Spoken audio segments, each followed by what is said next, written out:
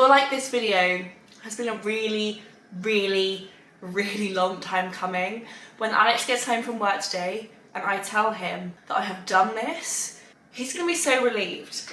And it is sorting out, decluttering, unhauling, whatever you want to call it, my books. So up until this year, I've always been a read a book, take it to a charity shop, start again kind of girl. But I think I'm getting into the world of finding books I do want to reread, and I find myself buying books I have previously read to reread.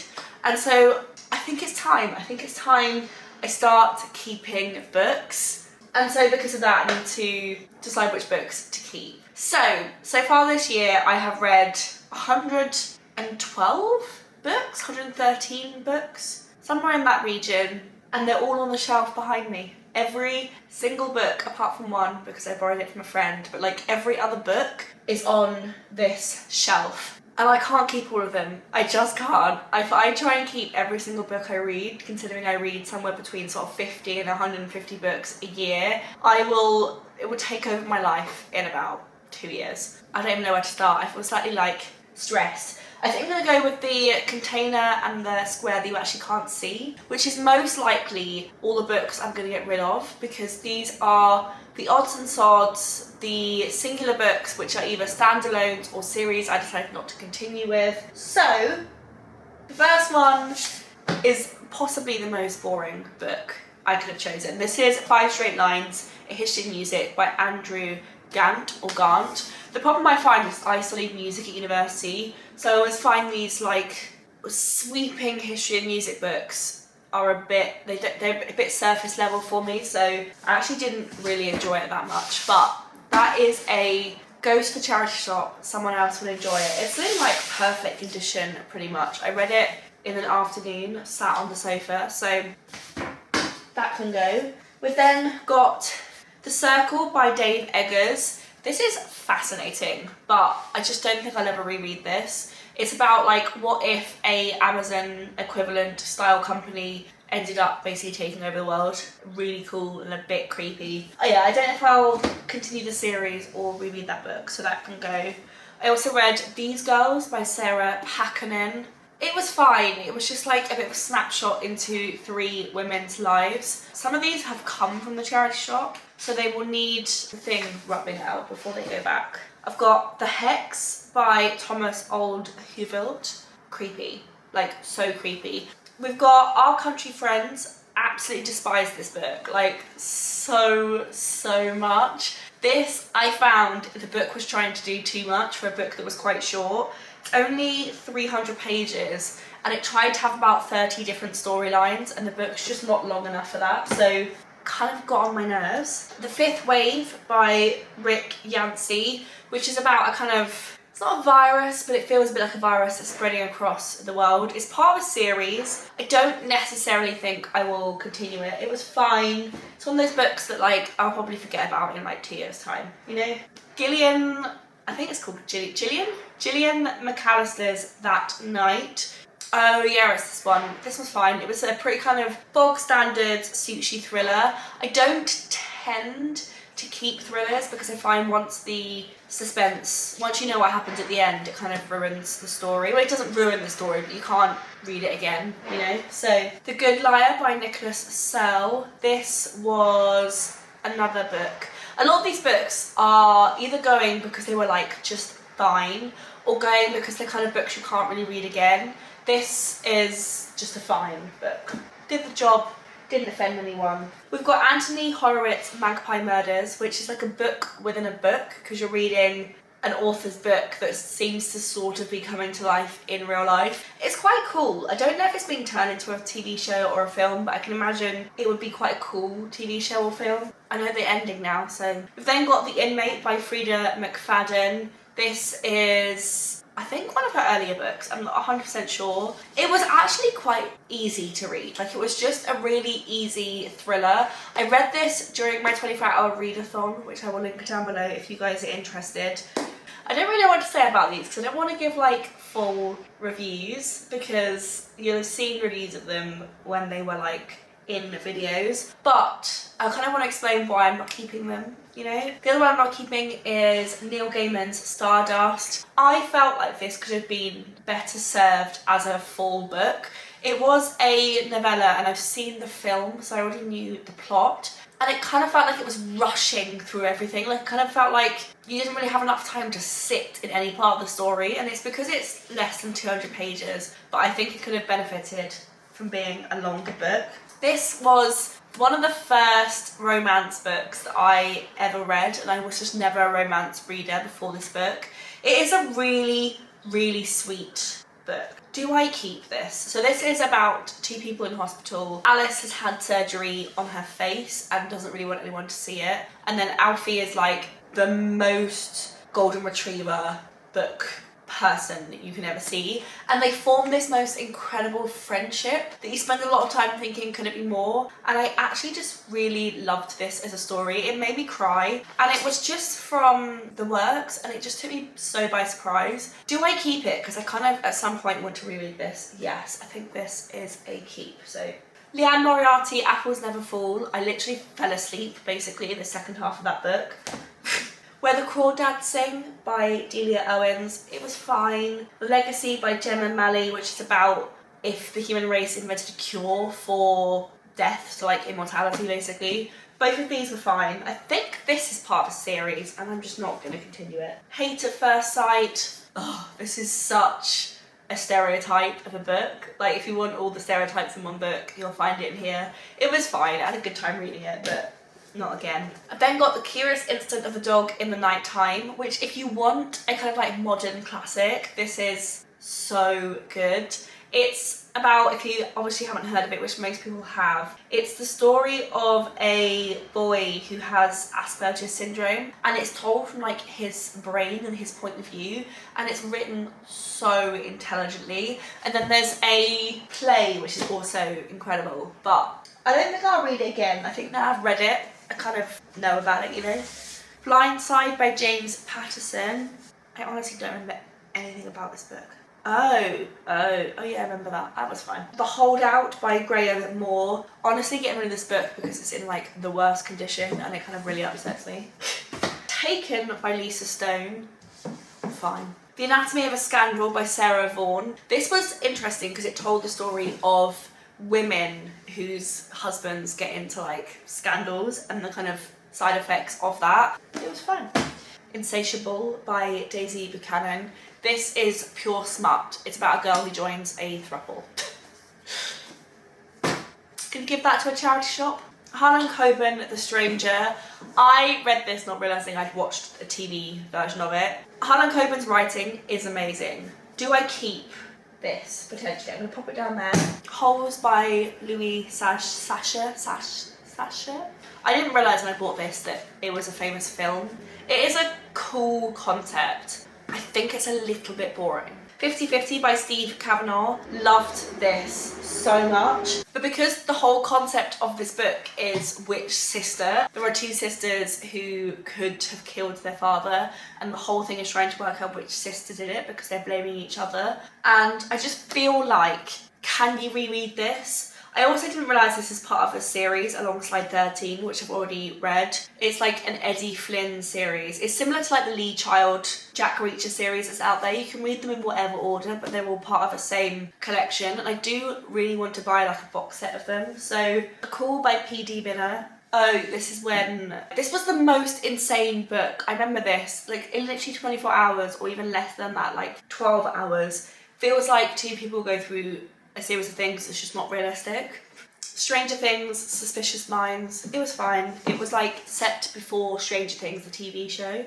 The Statistical Probability of Love at First Sight, Two People Fall in Love at an Airport. Fine. All the Light We Cannot See by Anthony Doerr. I think I just have to accept that I'm not a historical fiction reader. I actually just found this quite... I can see why people love this, and I can see why this is such a renowned book. I found it dragged a bit. The Catch by T.M. Logan. Oh my god, I remember this book being really quite like just easy breezy, quick to read, and I'm having a really good time reading it. Do I want to read it again? No, because I literally remember everything. Yeah, no. Heroes by, I don't know who actually wrote this book, but it's Heroes Saving Charlie, which is based on Heroes, the TV show. I'm pretty sure this came after the TV show. It was fine. I didn't hate it, didn't love it. It was a bit you know? Doxology by Nell Zink. I think I read this as like my 3rd or 4th book of the year, and it was so boring. It's when I realised that like slice of life books just aren't for me. I need a plot, I need some kind of tension, I need some kind of direction for characters to go on, and this literally just follows a family as they navigate life. It ends at midnight, which is a thriller. It was fine. It wasn't like good enough for me to keep, but entertaining. We've then got the Satsuma Complex by Bob Mortimer. I enjoyed this, but not enough to keep it. Same with The Serial Killer's Wife by Alice Hunter. The only bit I found about this book that I found quite boring is when you removed the kind of relationship between the husband and wife and moved on to the relationship between the mum and the daughter. And the sequels to this are of the daughter. That is empty, and I'm keeping 2 books and getting rid of everything else. But I knew that would have been the section where they all disappeared. In here, I think most of these will actually stay because these are lots of series. We've got the Shatter Me series, which is definitely one that in a few years' time I find I'm going to want to reread. Like, they're just such quick, easy books, and the plot is so clever. So definitely a keep. We've then got Lucy Score's Knock 'Em Out. I'm really torn about these books. I kind of want to keep them because, honestly, because they're pretty.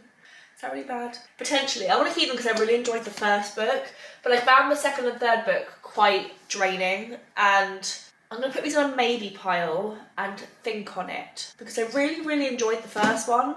It was the 2nd and 3rd book were basically the same book over again in a maybe. 4 books I'm definitely going to keep are all of the Karen McManus books that I have read. Loved all of them. I'm going to get rid of 1,000 Boy Kisses by Tilly Cole. It was good, I enjoyed it. I really enjoyed this really floppy edition. I did find it very YA, and I found it at sometimes a little bit childish. It does make you cry though, it is a tearjerker, so I'm going to get rid of this, but I did enjoy it. 4th Wing, which I'm keeping, love this. I can't wait till the 2nd book comes out in paperback and I can continue the story. A Good Girl's Guide to Murder trilogy. All of these are staying. Loved this series. And I feel like it's one that I kind of want to reread and see what things I missed when I first read through it. I then got Ali Hazelwood, which I think I might be the only person on the internet who doesn't really like Ali Hazelwood.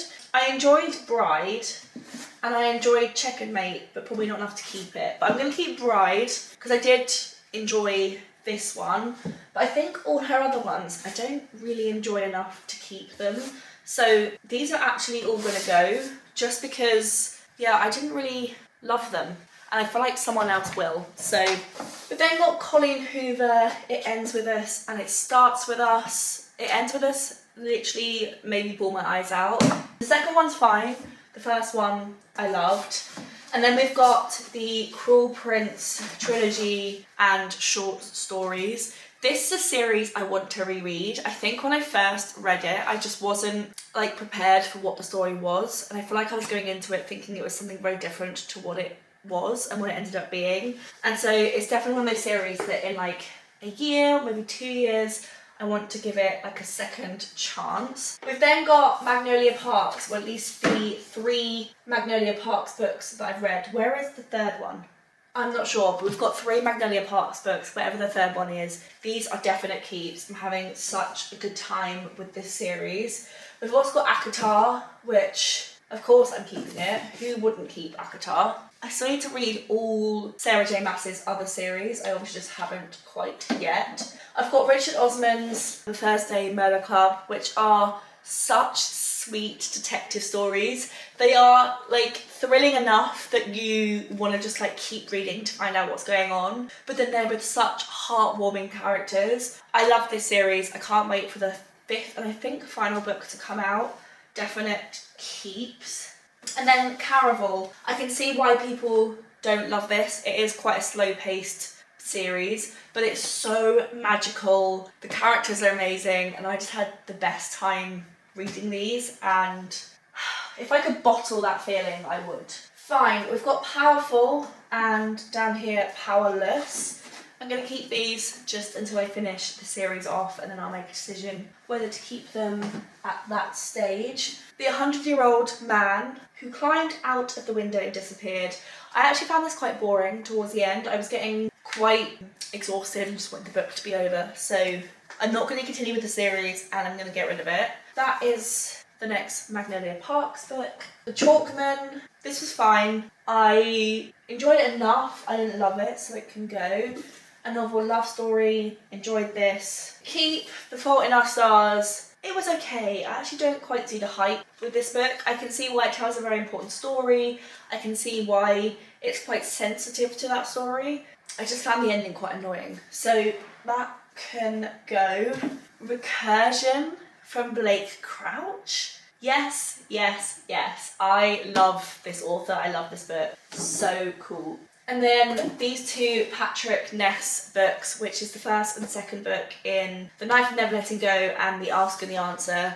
I've got the third book I'm rereading. These are like middle grade YA fantasies, and I read them when I was at school, and when I saw them in the charity shop, I just had to buy them and relive those memories. They're just something I wanted to relive as an adult once, but I don't necessarily think they're going to be something that I just keep rereading. We've now got into the pod directly behind the chair, which is going to be really fun. So the first loads of books here are the Pierce Brown Red Rising series. I think there's still a book to go. This is a series I've slightly struggled with, but I kind of want to reread them now I know how they end. I found them quite overwhelming reading them because so much happens in like one chapter or one section that is quite overwhelming. But they are the most incredibly thought out, complicated story, and I do want to be able to like reread them and actually like enjoy them for what they're worth. So those are staying, and then we have the books from book club at work. So at work we have a book club. There we meet every sort of like 6 to 8 weeks, and these are the books we've read so far this year. So the 7-year slip, tomorrow, Such a Fun Age, None of This Is True, and The Midnight Library. Is that everything? I think so. So I'm going to keep all of these, especially until the end of the year. Finny Donovan Is Killing It has been one of my standout books. I honestly just had the best time reading it. It's not like going to be a award-winning like writing style, but if you just want like a really fun book, I had the best time, and I've bought the rest of the series and I'm really excited to read them. We've got Upgrade by Blake Crouch, which I absolutely adored, and then The Dead Romantics by Ashley Poston, which made me bawl my eyes out, and I really thoroughly enjoyed it.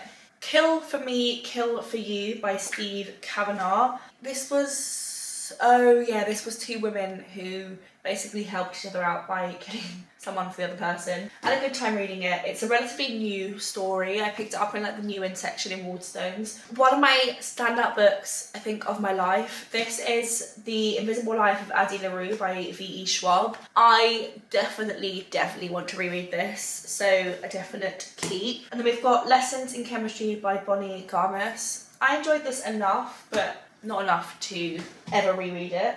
Yellow Face by Rebecca F. Kwong. I enjoyed this enough, but also not enough to keep it, so that can go. This is a book club book, The Seven Husbands of Evelyn Hugo. Not a favourite book, but a book club book nonetheless. We've then got Nora Goes Off Script by Annabelle Monaghan, I think. Might keep this, it's actually quite a fun book. Heartless by Marissa Mayer. I actually really enjoyed this book. And then Happy Place by Emily Henry, both keeps. And then the very last book in here. This is actually a second one. Amazon accidentally sent me 2 for some unknown reason. And then when I asked if I could return it, they told me to keep it. So this is going to go to a charity shop because I don't need 2, but this is A Court of Wings and Ruin. So these are the books that are going to the charity shop. These are the books that are staying on the bookshelf. I now need to do a little work out how I'm going to get these to the other end of Greenwich to go to the bookshop. Some of them also need the costings rubbed out from inside the book cover. So I think that'll be a nice activity when I sit and watch telly. I need to put all these books back on the bookshelf and then we're done. That is all of the books I've read so far this year, all the books that are on my bookcase. They're both the same thing. And I'm very excited to build a collection of books that I just absolutely adore, and a collection of books I'm very excited at some point in the next couple of years to reread. There are some incredible books in here. I'm not necessarily getting rid of things because I don't think they're good. I'm just getting rid of things because I just don't think I will personally reread them. So yeah, that is it. I hope you guys enjoyed. If you did, give it a thumbs up, click subscribe, and I will see you guys in my next video. Bye!